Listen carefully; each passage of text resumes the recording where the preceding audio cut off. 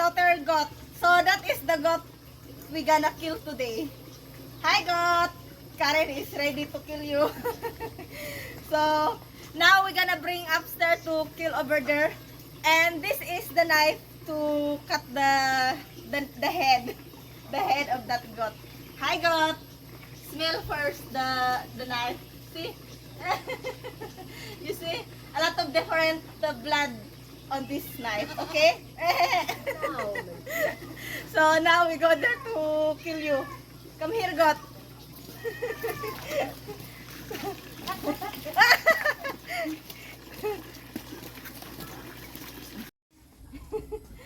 Make it fast. We are excited to kill you. Hey, doggy. Do you want me to slaughter you also? So, this is the place to kill you. Okay, God? Look. Look at that blood. Smell that blood first.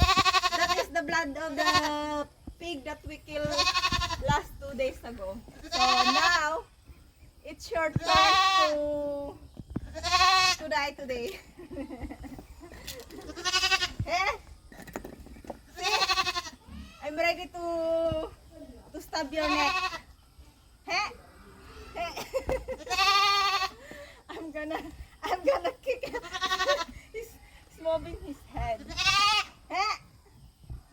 So, who want to kill that goat? Me or you? Me. I will let Karen to kill the goat now because I always slaughter.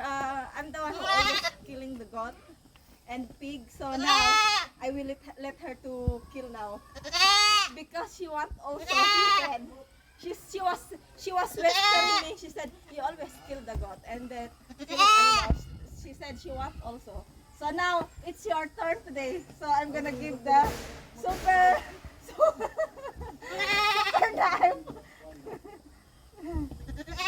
So I'm the one to tie your legs. So yan yung kambing na kinatay namin guys. Tingnan nyo. Tinanggalan pa namin ng balahibo.